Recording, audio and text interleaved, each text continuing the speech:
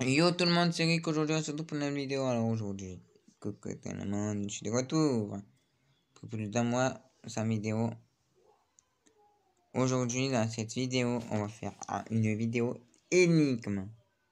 La vidéo c'est résoudre si vous en gros si je réussis 10% de ces énigmes, je suis meilleur que Sherlock Holmes. En plus que je suis pas trop intelligent. Si je réussis, vous êtes obligé de vous abonner et de liker la vidéo. Let's go. Vous pouvez faire en même temps que moi. Hein. Let's go. Une affaire délicate. Son ami, l'inspecteur. C'est parti. Un détective disparu. L'inspecteur Henry Parker a disparu alors qu'il enquêtait sur une affaire délicate. Son ami, l'inspecteur Davis, a découvert qu'un de leurs collègues était derrière sa disparition. Davis s'est rendu au domicile de Parker et la femme de son ami lui a remis un mot. Henry m'a demandé de vous la donner si quelque chose lui arrivait. S'il vous plaît, trouvez mon mari. Sur la note, il n'y avait que 4 chiffres. 2021. 2-1. C'est c'est Davis est 2021. allé interroger ses collègues. Je suis parti en vacances toute la semaine, tu ne te souviens pas? Dit Dudu. Jack était inquiet. Je n'ai pas vu Parker depuis quelques jours. Tu crois qu'il lui est arrivé quelque chose de terrible? Et Nora a répondu, je ne suis qu'une stagiaire. L'inspecteur Parker m'a donné une tâche et j'étais occupé à la faire. Davis a réfléchi un moment, il a regardé à nouveau la note et a compris qui était le coupable. Tu as 7 secondes pour faire de même. Nora, mais je vais dire Jacques. Non. C'était Dudu. De 1, 2, 1, les premières lettres de ces chiffres forment son nom. Le principal suspect. Un soir, Edna est allée sortir les poubelles de son café. Elle était sur le point de partir lorsqu'elle a aperçu quelque chose de sombre dans un coin derrière les poubelles. C'était une jeune femme et elle était inconsciente. Emma s'est précipitée vers elle. Le sac et le smartphone de la jeune fille étaient par terre à côté d'elle. La première personne sur la liste de contacts s'appelait Frangine. Emma a appelé le numéro et a entendu une voix de femme. J'ai trouvé ta sœur par terre. Il semblerait que quelqu'un l'ait frappée à la tête. Oh mon Dieu, c'est horrible. Je viens immédiatement. Ensuite, Emma a appelé la police. La sœur et les policiers sont arrivés en même temps. Arrêtez cette femme, c'est elle la responsable. Et Emma a pointé son doigt vers la sœur. Pourquoi a-t-elle dit cela?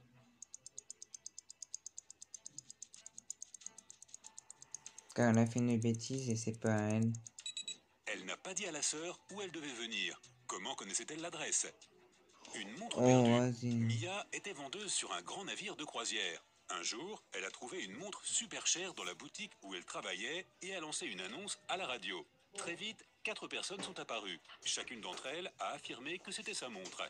Mia les a toutes regardées attentivement et a réalisé à qui appartenait la montre. Peux-tu aussi le découvrir? C'est un mec. Ou Anna, c'est ou elle. L'homme a bien une ligne de bronzage sur sa montre, mais elle est beaucoup plus grande que la montre que Mia a trouvée. La jeune fille a déjà une montre à la main gauche. Pourquoi en porterait-elle une deuxième? La vieille dame doit être très distraite. Son chien porte sa montre en guise de collier. Donc, la montre doit appartenir à l'adolescente. Les devinettes de grand-mère. Marc était mort de faim après une longue journée à l'université. Son appartement était trop loin, alors il avait décidé de passer chez sa grand-mère. Il savait qu'elle avait toujours quelque chose de bon à lui offrir. Malheureusement, sa grand-mère avait quelque chose de bizarre. D'abord, le visiteur devait résoudre son énigme, puis ensuite, il recevrait autant de nourriture qu'il pourrait en manger. Cette fois-ci, ce n'était pas l'exception. La grand-mère a donné à Marc un morceau de papier. Là, c'était écrit « Peur, mal, peur, mal, peur, mal, peur, mal, peur ». Marc avait terriblement faim. C'est peut-être ce qui l'a aidé à résoudre cette énigme de rébut en un rien de temps. Pouvez-vous comprendre ce que cela signifie?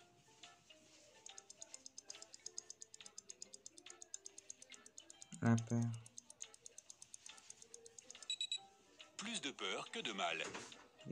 Un scientifique mystérieux. Oh, Johanna a fait un pari avec ses amis. Elle a dû se rendre dans une maison déserte au milieu de la ville pendant la nuit.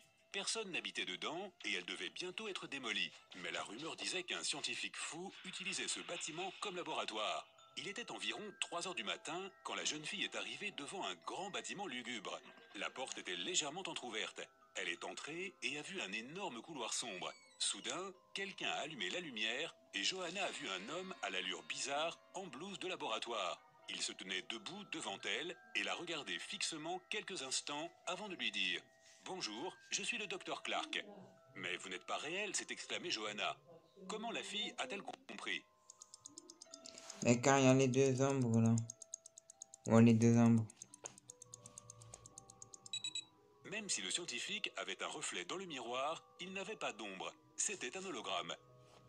Un accident dans un studio de danse. Un hologramme. Un jour, le propriétaire d'un studio de danse a trouvé Dylan, l'un des instructeurs, allongé sur le sol dans l'une des salles. Quelqu'un avait frappé l'homme à la tête. Le propriétaire avait appelé la police, ils avaient interrogé les employés et les visiteurs du studio de danse et avaient trouvé 3 suspects.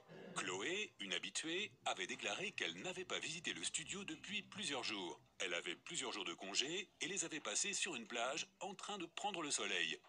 Ethan, un autre instructeur, avait dit à la police que son ami l'avait appelé et lui avait demandé de l'aide. C'est pourquoi il avait quitté le studio avant que Dylan arrive travailler.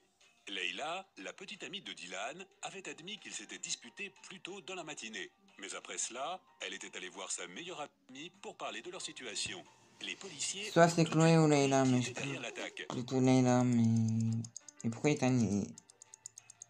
Ah non, c'est Ethan. C'était Chloé. Elle avait dit qu'elle avait passé plusieurs jours sur la plage, mais sa peau est extrêmement pâle. Au début, j'avais dit que c'était Chloé, je me suis dit... a participé à une expérience scientifique, mais quelque chose a mal tourné. Il s'est retrouvé dans un endroit où il n'y avait rien d'autre que 3 portails. L'un menait à un désert glacé en Antarctique.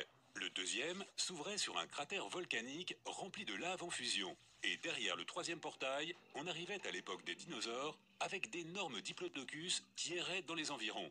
Quel portail l'homme doit-il choisir? Mais la glace, elle me faut... Mais comme si... Dinosaure... Luke se congèlerait en un rien de temps dans un désert glacé. La lave en fusion n'est même pas une option. Mais les diplodocus sont totalement inoffensifs pour l'homme. Voilà. Ils s'alimentent de plantes. Un professeur dangereux. Le soir, Martha se promenait dans le parc près de chez elle. Il faisait sombre et il n'y avait personne autour. Soudain, on a tiré sur son sac par derrière et la personne s'est enfuie. Martha est partie à sa poursuite. Elle était presque sûre que cette personne était une femme, mais elle n'avait pas pu voir son apparence ou ses vêtements. La femme avait disparu à l'intérieur d'une école. Quand Martha est entrée en courant, elle a vu 3 professeurs. La fille les a regardés attentivement et a vite compris lequel avait pris son sac. Peux-tu faire pareil? C'est la 2 parce que c'est fait mon... ça prend... La femme au milieu ne pourrait pas s'enfuir avec un oui, plâtre sur sa jambe. Celle de droite n'a rien dans les mains. Où aurait-elle pu cacher le sac de Martha si rapidement? Mais la femme de gauche a un gros sac de course sur l'épaule. Un vrai professeur n'aurait pas besoin de cela pour aller en classe. Peinture manquante. L'inspecteur Henry Taylor se préparait à aller travailler quand il a entendu des cris qui venaient de la maison de sa voisine. Il s'est précipité jusque-là, la porte était fermée. L'homme a dû taper dedans plusieurs fois avant qu'elle ne cède. Il avait trouvé sa voisine, mademoiselle Anderson, dans le salon. Elle était attachée à une chaise. « Oh, je suis si heureuse que vous m'ayez entendu crier. Il y a 1 heure, un homme a frappé à ma porte et a dit que c'était un électricien. Mais dès que je l'ai laissé entrer, il m'a attaché et a pris toutes mes peintures inestimables que j'avais reçues de mon grand-père. Et puis il s'est enfui en me laissant ici. » L'inspecteur Taylor a dû arrêter la femme pour avoir mis en scène ce vol. Comment l'a-t-il su? Ben car c'est pas un électricien et... c'est elle qui a magouillé tout ça.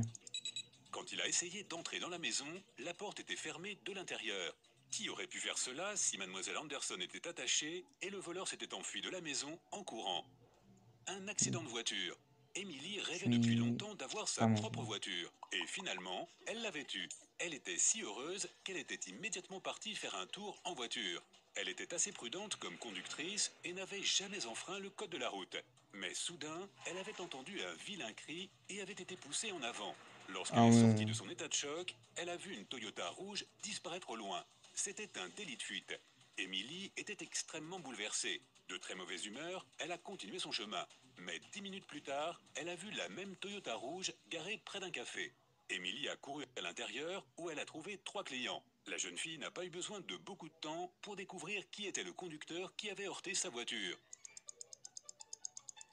Le 3... C'est l'homme sur la droite. Oh Les yes! deux autres clients sont déjà en train de manger, mais lui, il est encore en train de regarder le menu. Mec avec Une votre balle carte, coincée. ça. Martin jouait avec son nouveau ballon de football et à un moment donné, il a donné un coup de pied un peu trop fort et le ballon s'est envolé dans les airs. Il a fini à l'intérieur d'un poteau de la clôture. Le poteau était très étroit et la balle y rentrait à peine. Mais quand même, elle est descendue tout en bas. Malgré tous ses efforts, Martin n'était pas arrivé à faire sortir sa balle du poteau. Heureusement, son ami David l'avait rejoint. En un rien de temps, le deuxième garçon avait aidé Martin à récupérer son ballon. Comment a-t-il fait? Et il a des mains...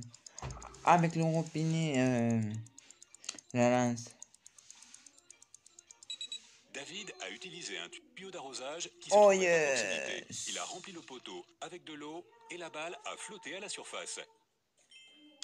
Si tu as appris quelque chose de nouveau aujourd'hui, C'est alors mets fini. un like à cette Alors, vidéo on et peut dire partage-la que je avec un suis ami. à peu près Et dans les voici mêmes d'autres vidéos que tu pourcents devrais apprécier. moyens Il te intelligents. suffit de cliquer à gauche ou à droite et de rester du Voilà. côté sympa de la vie.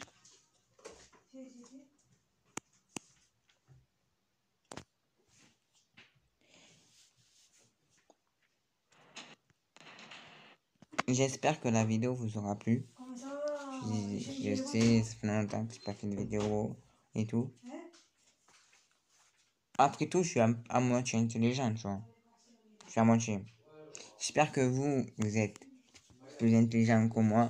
Enfin, j'espère. C'était Eric. N'oubliez pas de vous abonner, de liker, blablabla, tout ça, quoi, comme d'habitude. C'était Eric. Je vous dis à la semaine prochaine pour une nouvelle vidéo. Allez, ciao!